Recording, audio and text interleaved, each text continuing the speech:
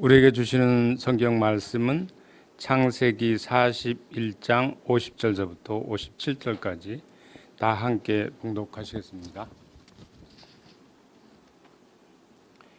흉년이 듣기 전에 요셉에게 두 아들을 낳되 곧 우리 제사장 보디메라의 딸 아스멧이 그에게 낳은지라. 요셉이 그 장자의 이름을 므낫세라 하였으니 하나님이 나로 나의 모든 고난과 나의 아비의 온 집안 일을 잃어버리게 하셨다.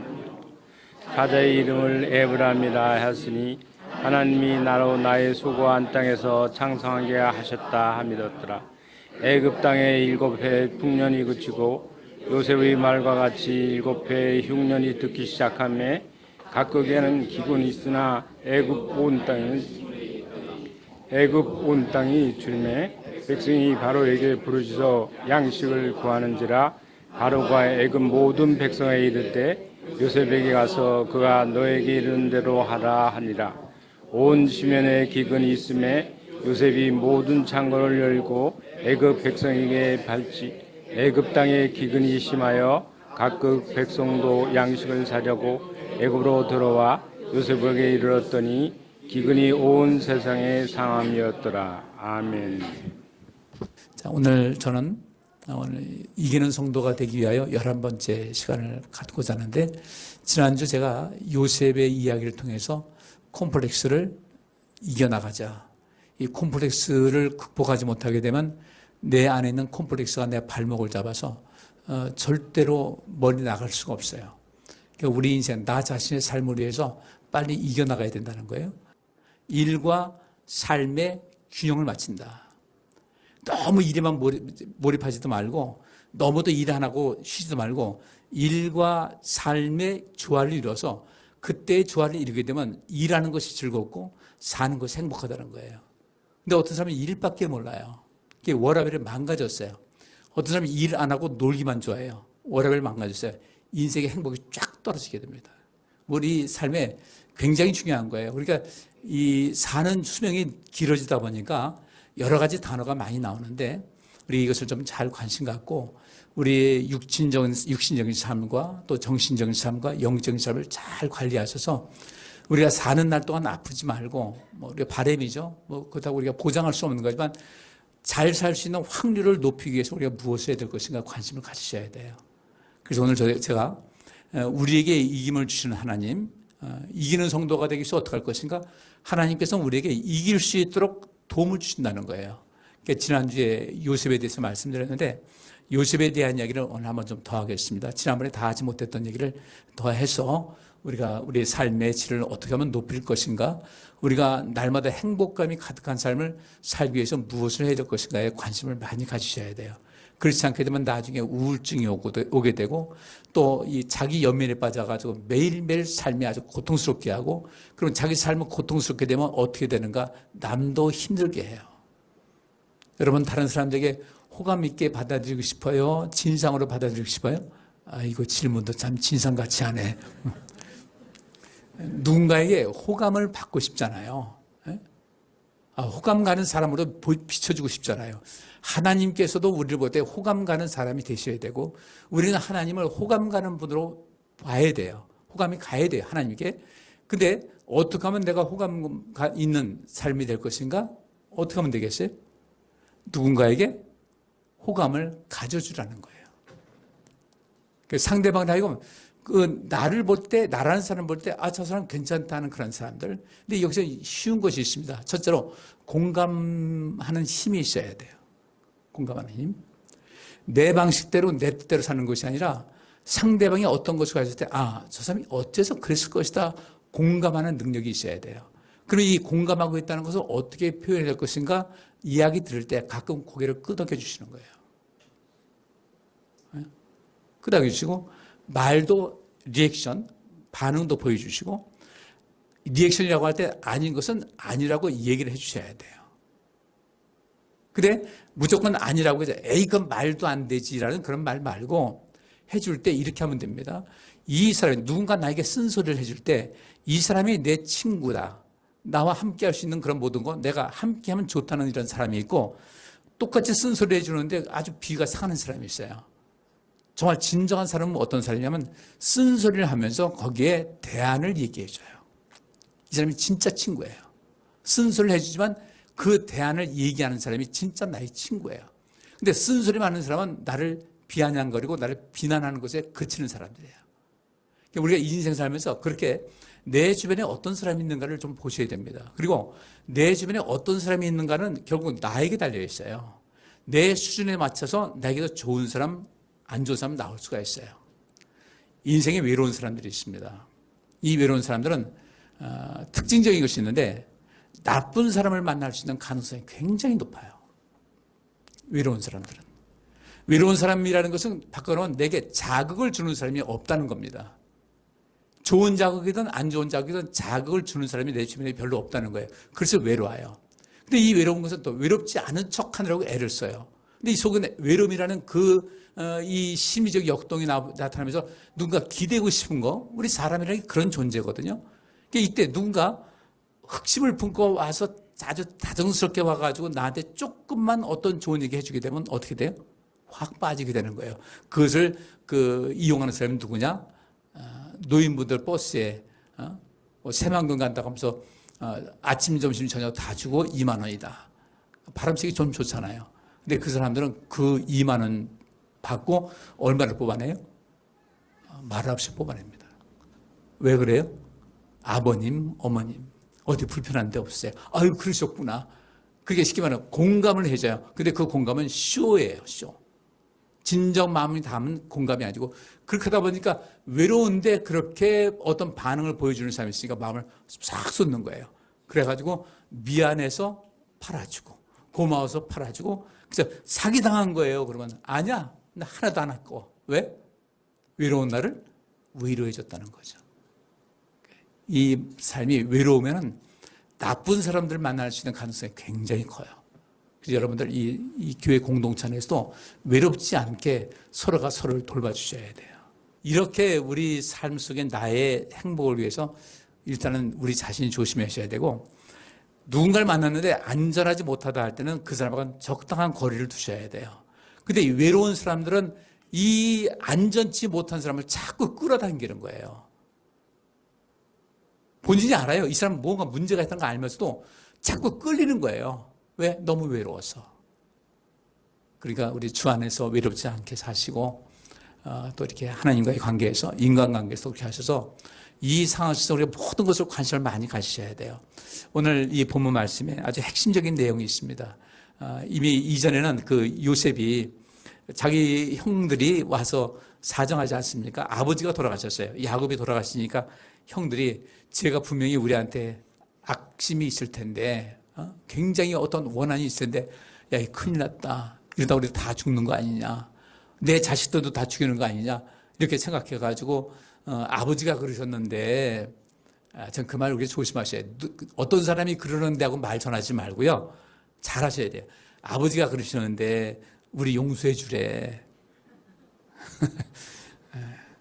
근데 지난주 말씀드린 대로 아버지가 그렇게 말씀하실 것 같으면 누구한테 직접 하겠어요? 요셉한테 하겠죠. 너 형들한테 서운함만 있겠지만은 용서해 줘라. 그때 네 형들도 젊어서 어려서 여러 가지로 미숙한 데 있고 하니까 네가 좀 잘 보살펴 줘라. 너 큰 사람 되지 않았니? 이렇게 할 텐데 이미 야곱은 아들 요셉의 됨됨을 알았기 때문에 이야기하지 않아도 그렇게 살 것을 알았잖아요. 다른 얘기 있을 거예요. 그리고 요셉에게 뒤에 이제 창세기 50장 보면 이 12아들에게 축복하는 내용이 나오지 않습니까? 요셉에게 엄청나게 축복을 했어요. 이미 아버지 돌아가시기 전에 그런 모든 복을 받았을 때 아버지는 정확하게 그 자기 아들 요셉을 알았던 거죠. 근데 그 죄 지은 사람들은 무서워서 벌벌 떠는 거예요. 자, 그러면 어떻게 이 요셉이 나중에 그렇게 아름다운 삶을 살았을까가 그 바탕이 오늘 본문 말씀에 나와 있어요. 요셉이 잘 아시는 대로 요셉은 꿈을 꾼 사람이었어요. 꿈을 잘 해석하는 사람이었어요. 바로왕이 꾼 꿈을 잘 해석해서 그 나라가 7년 풍년 때 모든 걸 준비하게 했고 이 다음에 이어지는 엄청난 그 흉년과 이 재앙 속에서도 7년은 무난히 지냈고 주변 나라까지 살리는 그런 애굽이 돼서 애굽의 든든한 그 나라가 됐단 말이죠.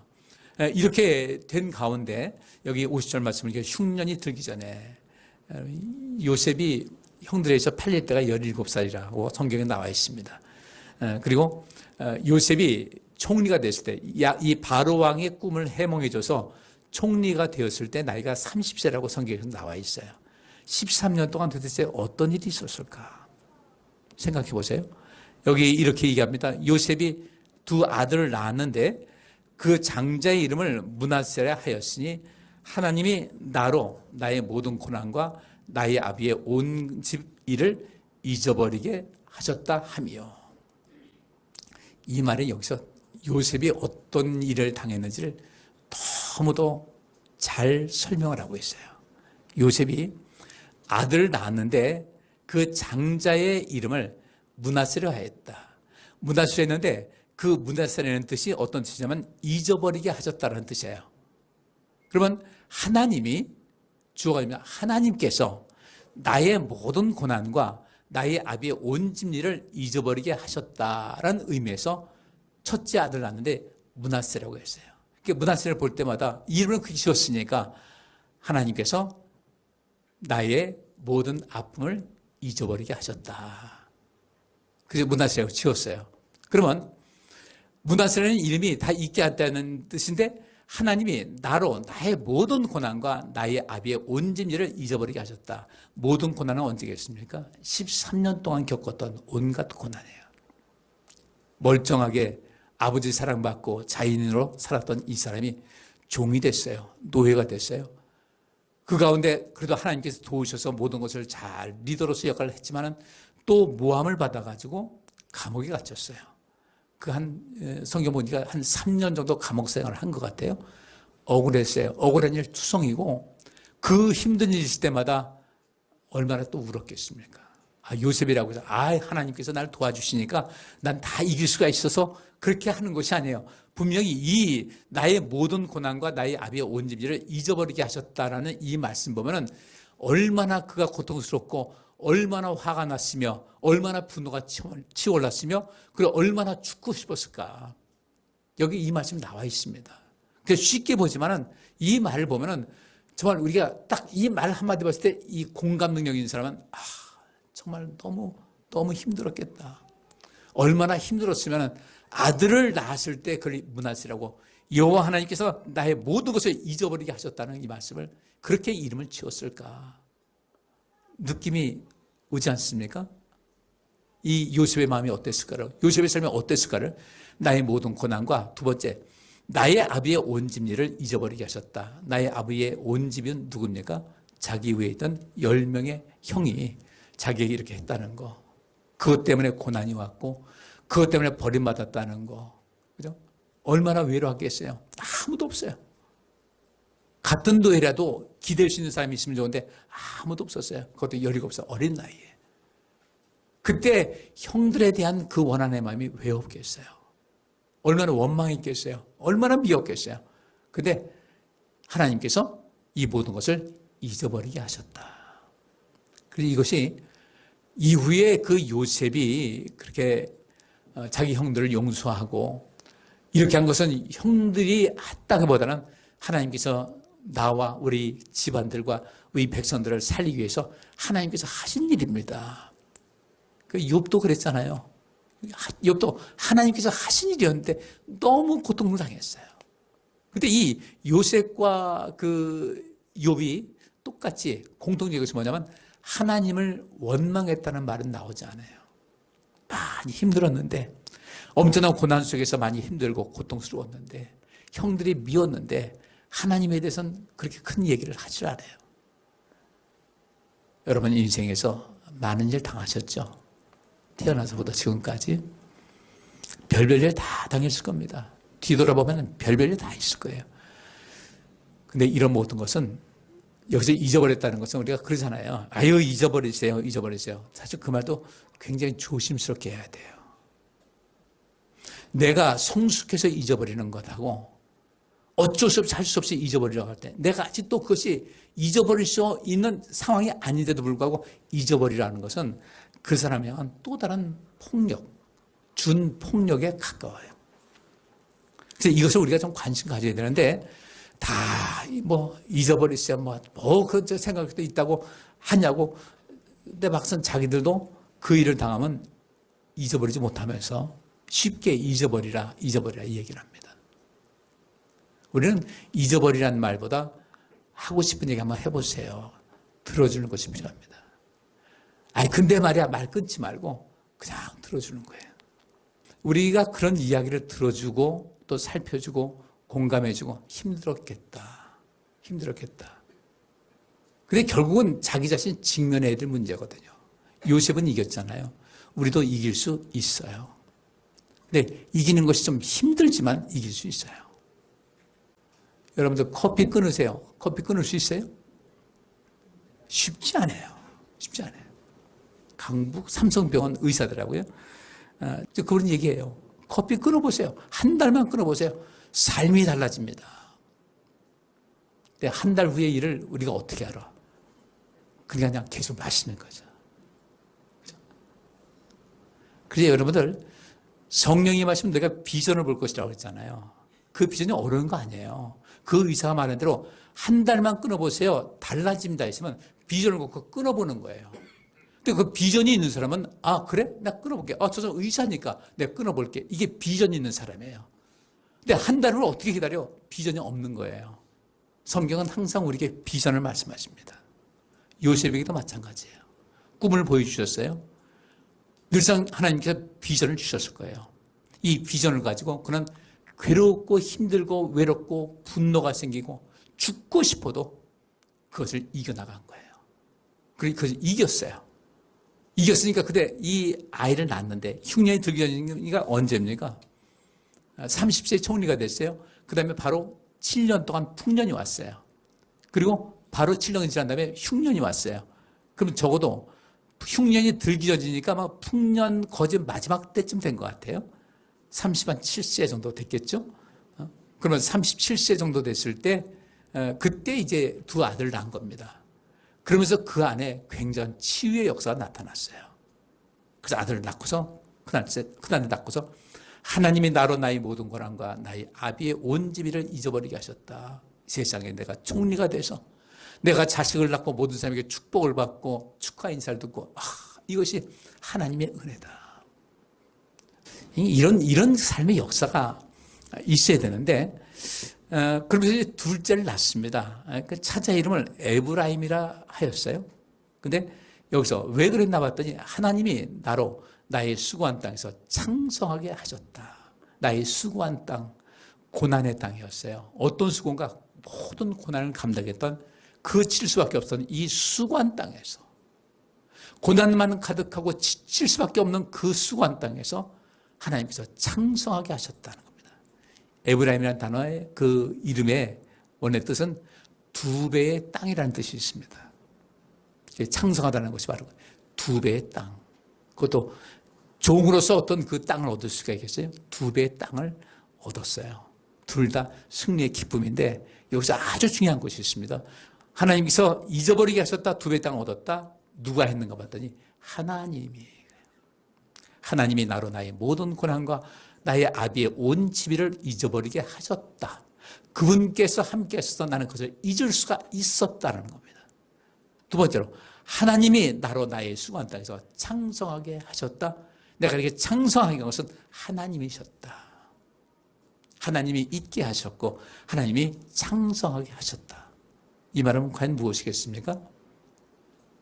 요셉이 항상 하나님을 가까이 했어요.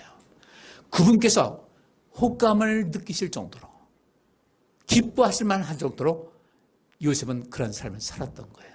그랬더니 하나님께서 차곡차곡 가는 길을 형통하게 하시고 창성하게 하시고 그 모든 그 삶을 괴롭히고 또 한때는 어려움도 있었고 분노도 있었고 하자면 그 콤플렉스를 이길 수 있는, 극복할 수 있는 힘을 하나님께서 주셨다.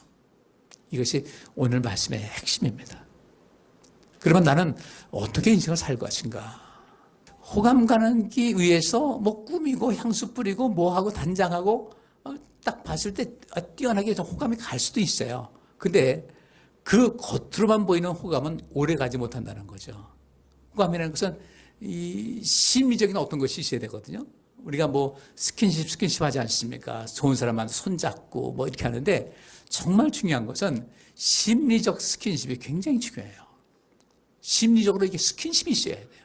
그다음 얼굴 딱 보면 저분 보면 참 편하네. 저분 보면 좀 뭔가 함께 즐거워. 저 기뻐. 재미가 있어. 그럼 만나는 시간이 즐거워요. 우리 뭐 기관에서 좀 부탁드리고 싶은 것은 각 기관에서 그 모일 때 원래 한다고 할 때 그냥 안건이 없습니다 넘어갑니다 하지 마시고 저 한 달에 한 번은 꼭 모였으면 좋겠어요.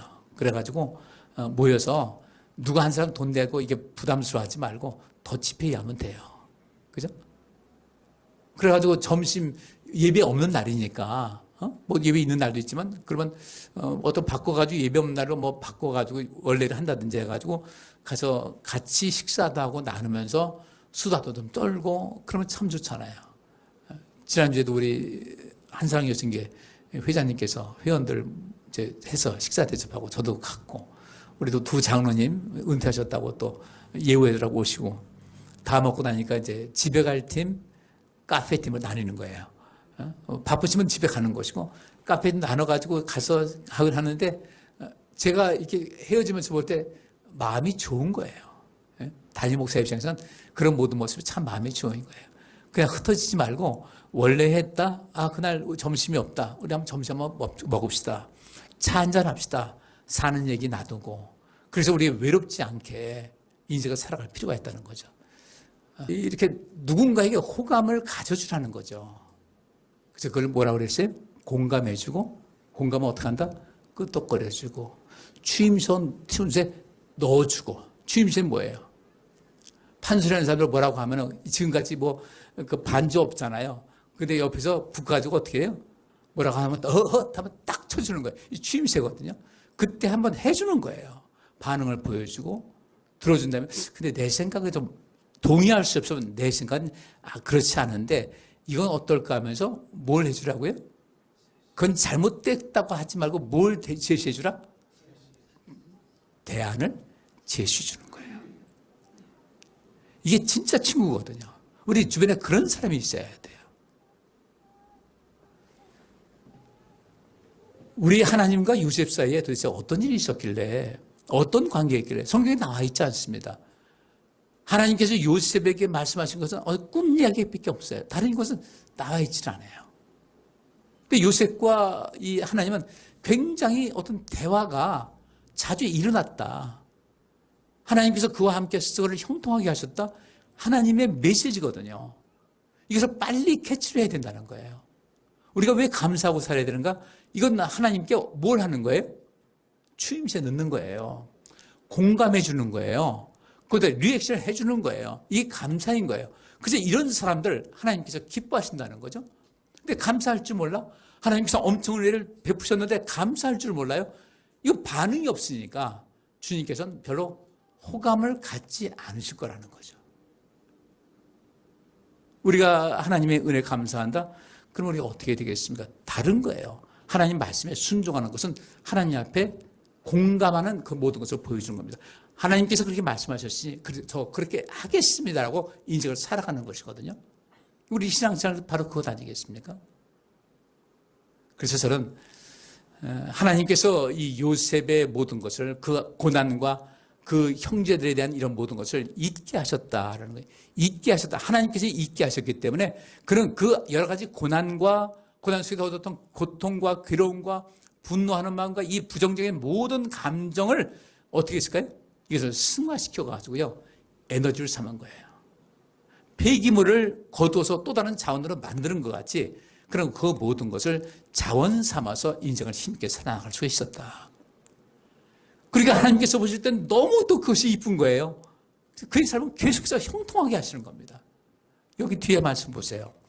자, 53절 보니까 애굽 땅에 7해 풍년이 그쳤어요. 요셉이 그 바로왕의 꿈을 해몽해 준 것 같이 7배 흉년이 들기 시작하며 각국에는 기근이 있으나 주변 나라들 애굽에만 기근이 있는 것이 아니라 그 주변 아프리카나 그 지금 말하면 중동 쪽에 엄청난 기근이 있었는데 애굽 온 땅에는 식물이 있더니 이 식자는 먹을 식자입니다.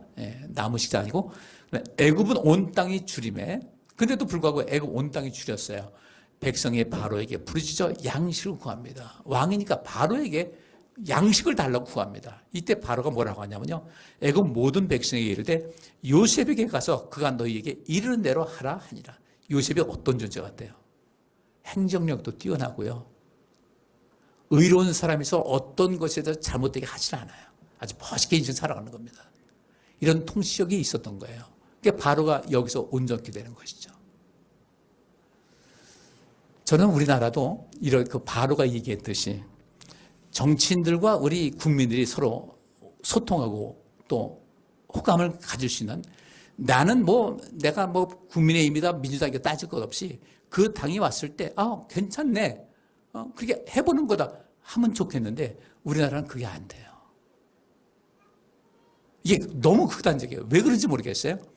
워낙 이 옛날 소련과 중국, 지금 러시아지만 똑같이 사회주의 국가고 공산주의 국가인데 같이 있고 맞대가 하고 있는 우리 이 북한하고도 역시 그런 것 때문에 여러 가지 우리도 영향을 받고 있어 그런지 모르겠지만은 그런 생각을 들더라고요. 우리 인간상 살면서 호감 가는 인생 사는 건 바로 그겁니다. 나하고 의견이 다르다 할지라도 일단 들어보고 하루 장점을 살리면 되거든요. 자, 한 예를 들어봅시다. 수중보를 만들었잖아요. 보를 홍수 막는 데가 만들었어요. 그랬더니 다음에 대통령이 딱 나타났어요. 누구랑 얘기 안 하겠어요. 그랬더니 그 보를 뭐 하겠다 그랬어요. 다 좋게 말해서 철거하겠다. 근데 실제로는 뭐 하는 거예요? 철거하겠다고 하지만 그것을 찬성하는 사람들은 뭐라고 하겠어요? 때려 부순다라고 얘기하는 거예요. 벌써 반감이 드는 거죠. 그럼 제가 그 생각을 하는 거예요. 그래, 서로 생각 다르니까 그럴 수 있어요. 그러면 그것을 여기서 녹조가 생긴다, 물이 오염된다고 할 때, 그래서 물을 흘려보내기 위해서 그것을 볼을 부순다고 하지 말고 뭐 하면 되겠어요? 지천을 만들어서. 지천을 만들어서 흘려보내면 그 주변 지천에 흐르는 그런 곳에 물이 부족한 것이 될 텐데 왜 그것을 부숴버릴까? 부숴버리는 돈도 들어가는데 지천을 만들어가지고 흘려보내면 훨씬 나을 텐데 이렇게 해가지고 기왕 만들었으니까 다음에 발전적인 것을 해가지고 이렇게 나가면 이 나라가 발전할 텐데 A라는 당이 집권하면 B라는 당이 했던 것을 모든 것을 다 어떻게 해요? 뒤집어버려요. 다음에 B가 들어오면 어떻게 돼요? A를 다 부숴버려요. 이 나라가 참 좋은 나라인데 나라가 발전이 없어요. 어디든 우리나라는 여당이나 야당이나 똑같은 사람들만 모여가지고요. 국민들을 살피지 못해요. 바로왕 얼마나 멋있어요. 요셉이 그렇게 했으니까 요셉에게 이 사람이 굉장히 행정력도 뛰어나고 공정한 사람이 가다 보니까 요셉에게 물어봐라. 요셉에 가서 요청해라. 잘 해줄 것이다. 왕이지만은 그 참모를 멋있게 만드는 거잖아요. 이게 바로 서로 호감 가는 인물이에요. 요셉은 바로가 얼마나 고맙겠어요. 왕인데 나한테 나 맡긴다. 바로는 요셉이 얼마나 고맙겠어요. 나의 왕권을 세워줬다. 얼마나 좋겠어요. 우리 인생을 살 때 이 호감을 주고받는 그런 삶, 이것이 굉장히 중요합니다. 주변 사람에게 호감 받고 싶으시면 호감을 먼저 보여주세요. 그러면 여러분 주변에 친구가 많아집니다. 하나님과 나 사이에도 하나님께서 내게 호감을 갖게 하시려면 하나님께 우리가 호감을 가져야 돼요. 제가 여러분들에게 그러죠. 우리 예배 집에 있는 시간이라면 나와서 예배를 드리자. 조금 좀 듣기 불편한 말씀 좀 드리겠습니다. 그냥 오해하지 말고 들으세요. 하나님께 예배드리는 이런 모든 것에 대해서 내가 좀 예배를 집에 있는데도 불구하고 예배드리는 것이 좀 여러 가지로 어떤 내 마음속에 어떤 것이 있겠죠. 내가 왜 집에 있는데 예배드리러 안 가는 것일까를 생각해 보시자는 거예요. 그 여러 가지 이유가 있겠죠. 여러 가지 이유를 달고 어떻고 더 나가서 목사님 설교가 마음에 안 들고 다 있을 수가 있어요. 근데 그 가운데서 가장 중요한 핵심은 무엇일까를 생각해 보셔야 돼요. 내가 예배드리는 것이 별로 관심이 없다든지, 예배드리려 하면 자꾸 졸음이 온다든지, 그럼 왜 그럴까? 이거 정말 꼭 해야 되는 거 아니겠어요? 하나님께 경배하고 찬양하고 예배드리는 것은 굉장히 중요한 것인데 내가 그것을 왜 안 되는 것일까를 스스로 자문해 보셔야 돼요. 그래서 그 속에서 이 문제를 내가 어떻게 극복하지? 이것을 해야 되는데 그것 하지 않고 남들도 다 안 나가니까. 그래서 우리 중직 되신 분들은 굉장히 우리가 신경 쓰셔야 돼요. 하셔서 이 모든 걸 할 때 하나님께로부터 호감을 받아야 여기서 여러분 삶에도 므낫세라는 그 이름의 그 열매를 받을 수 있고요. 그것을 다 잊어버려야 콤플렉스를 이기는 것이거든요. 그 내 생각을 지배하다 못 이기는 거예요. 하나님께 잊게 하셨어요. 콤플렉스를 넘게 하셨어요. 그리고 에브라임도 역시 마찬가지로 두 배의 땅이라는 뜻인데 모든 것을 창성케 하시니까 과거는 웃으면서 할 수도 있어요. 근데 이것을 못 넘는 사람들이요. 지금도 잘 되는데 모든 삶이 다 잘 되고 있는데도 불구하고 과거의 고통스러운 것에 빠져가지고 그것 때문에 힘들어하는 사람들을 제가 자주 봤어요. 지금 다 잘 됐어요. 회복됐어요. 근데 과거에 어떤 일이 있었는지 거기서 뭐 모욕을 당했다든지 내가 어려울 때 사람들에게 손가락질 받았다든지 그것을 참지 못하는 거예요. 내가 잘 됐잖아요. 잊어버려야죠. 내가 승리했다. 그들은 나를 짓밟으려 했지만 난 승리했다. 뿌듯해야 돼요. 근데 이것을 갖지 못한다는 거죠. 그것도 하나님께서 하신다는 거예요. 하나님이 하셨어요. 하나님이 므낫세 하셨고 하나님이 에브라임 하셨어요. 할렐루야. 우리도 그거 살아가야 되죠. 나도 하나님의 은혜 가운데서 잊어버리고 아이고 그때 지난 얘기인데 뭐 하십니까? 됐으면 괜찮습니다. 할 수 있어야 되고요. 지금 보세요. 나 창대하잖아요. 두 가지입니다. 잊어버리게 하셨고 잊어버리라고 한 것이 아니라 창대케 하신 거예요. 창대하니까 잊어버릴 수 있었고 잊어버리니까 창대하게 된 거예요. 믿습니까? 안 잊어버리면 창대치 못해요. 창대해야 잊어버리고 잊어버려야 창대하게 되는 건데 여러분들 이 원리를 잘 기억하시기를 주의 이름으로 축복합니다. 하나님이 하셨다고 그랬어요. 하나님 가까이 하세요. 예배 드리는 것 즐거워하시고요. 하나님 말씀 있는 것 즐거워하시고 주께서 원하시는 그 우리가 의라는 것은 뭐라고 그랬어요? 하나님의 의가 뭐라고 그랬어요? 의가 뭐예요? 주의 성령이 내게 임하셨으니 이는 가난한 자에게 복음을 전하게 하시려고 그랬어요. 가난한 자들 위해서 사는 삶이 이것이 의고 이것이 바로 하나님께서 우리에게 원하시는 호감 갖는 가장 하나님께서 호감 갖는 그 사람이 어떤 사람인가? 나눌 수 있고 베풀 수 있는 사람이에요. 그래서 저는 여러분들에게 또 한 가지 제안을 하겠습니다. 아까 예배 말씀드렸죠? 내가 왜 예배를 안 드리는 걸까? 우리가 진지하게 생각을 하셔야 돼요. 이 핑계 저 핑계 되지만 하나님을 사랑하는 마음이 부족해서 혹시 그런 건 아닌가라고 내가 생각할 수 있어야 되고 두 번째 가난한 자에게 복음이 되는 건 우리 모두가 해야 될 일입니다. 모두가 해야 될 일인데 나도 해야 돼요. 모두가 해야 돼요. 저는 그래서 그러면 가난한 자를 돌보는 것을 어떻게 할 것인가? 개인적으로도 할 수 있지만은 교회에서도 할 수 있어야 돼요. 교회가 이 일을 할 수 있도록 힘을 모으셔야 돼요. 우리 교회가 앞으로 어떻게 성장할 수 있을까? 성장하려면 어떻게 할 것인가? 우리 교회 전체가 가난한 자에게 복음을 전하는 가난한 자에게 필요를 채워주는 그런 교회가 되어야 돼요. 요셉이 어떻게 해서 그 모든 고난과 아비의 온 집을 잊어버릴 수 하나님께서 잊어버리게 하신 거예요. 잊어버리게 하셨다는 것은 이건 여한이 남는 거예요. 어떤 그 앙금이 남지 않은 거예요. 콤플렉스 완전히 극복한 거예요. 하나님께서 하셨다. 에브라임을 했어요. 창성하게 하셨다. 창성하게 하나님께서 하신 거예요. 그렇잖아요. 하나님이 나로 나의 수고한 땅에서 창성하게 하셨다.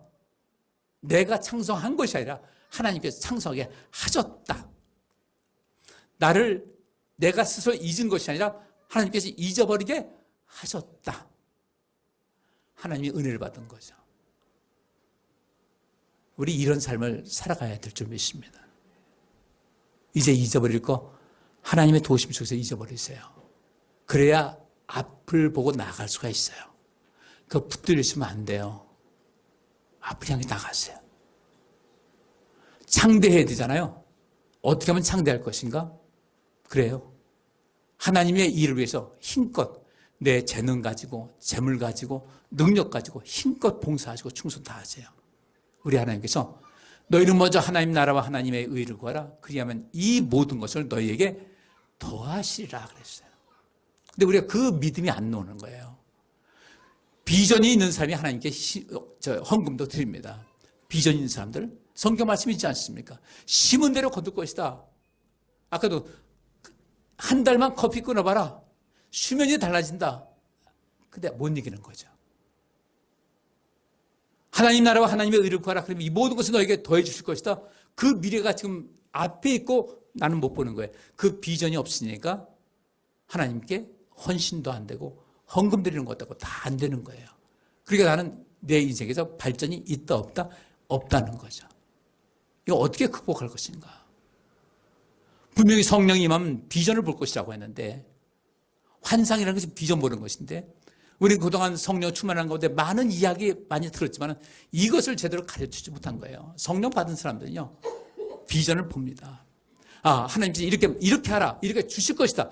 그러면 그 주실 것이라는 그 말씀이 내 비전이 되는 거예요. 그리고 그 비전인 사람은 하나님께서 하라고 하신 그 말씀대로 인생을 살아갑니다. 비전이 없으면 못하는 거예요.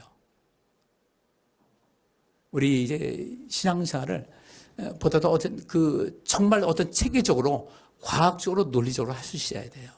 저는 과학을 믿습니다. 근데 이 세상의 과학은 굉장히 제한적이고 아직까지도 미흡한 점이 많아요. 근데 하나님의 과학이 있습니다. 하나님의 과학이요. 우리는 그 하나님의 과학을 믿지 못합니다. 체험하지 못했어요. 죽은 나사로가 살렸습니다. 하나님의 과학의 힘입니다. 이 세상의 과학의 힘이 아니에요. 그렇기 때문에 우리는 그것을 이해하지 못하는데 하나님의 과학은 죽은 자를 살리시는 거예요. 그것이 성경에 나와 있습니다. 천국은 무엇인가? 하나님의 과학의 영역이에요. 이 비전을 가지고 있을 때 우리의 삶은 이제부터 달라지기 시작합니다. 전 여러분들이 그렇게 매일매일 달라져서 우리 인생을 정말 멋있게 살다가 하나님께 가셨으면 참 좋겠어요. 지금 여기서의 삶의 양식에서 빨리빨리 벗어나서 여러분들 더 꿈꾸는 사람으로, 요새까지 꿈을 꾸는 사람으로, 누군가의 꿈을 해몽해 주는 사람으로 애국 전체를 살렸고 자기 아버지와 자기 형제를 살렸고 온 세상을 살렸던 요셉과 같이, 그럼 요셉이 30세에 총리가 됐는데 예수님께서 30세에 공생애를 시작하셨거든요. 비슷한 거예요. 그럼 이제는 어떻게 될 것인가? 아, 나는 지금 79세인데 전 이제 지금 아직은 68세예요. 만 나이로 68세인데 전 요새 계속 꿈을 키우는 훈련을 해요. 꿈을 갖자. 비전을 품자. 그러더니 조금씩 나아져요. 제 자신 변화가 되는 것이 있어요. 우리 모두 그렇게 될 수 있기를 주의 이름으로 축복합니다. 자, 51절과 52절 말씀 같이 읽고 말씀 마치겠습니다. 요셉이 그 장자의 이름을 므낫세라 하였으니 하나님이 나로 나의 모든 고난과 나의 아비의 온 짐을 잊어버리게 하셨다 하며, 차자의 이름을 에브라임이라 하였으니 하나님이 나로 나의 수고한 땅에서 창성하게 하셨다 함이었더라. 아멘. 여러분이 요셉, 여기서 요셉이 주인공인데 여러분이 요셉과 같은 주인공이 되시기를 주의 이름으로 축복합니다. 기도합니다.